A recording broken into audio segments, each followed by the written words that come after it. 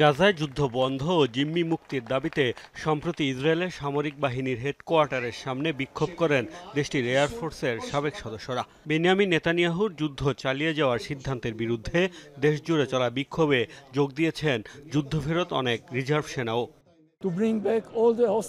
আমরা সরকারকে আহ্বান জানাই, সব জিম্মিকে ফিরিয়ে আনুন।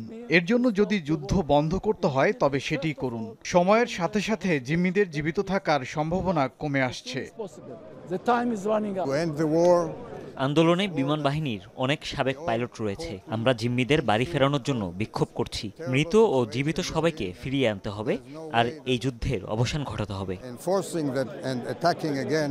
এদিকে গাজা সিটি দখলের নামে যখন নতুন করে আগ্রাসনের মাত্রা বাড়িয়েছে ইসরায়েল, তখন জানা গেল 25.7% যুদ্ধরত রিজার্ভ সেনার যুদ্ধের আগ্রহ উল্লেখযোগ্য হারে কমে গেছে। 3 শতাধিক সেনার ওপর দেশটির হিব্রু বিশ্ববিদ্যালয়ের চালানো জরিপে আরও 10% জানিয়েছেন ধীরে ধীরে সমরাগ্রহ কমছে তাদেরও।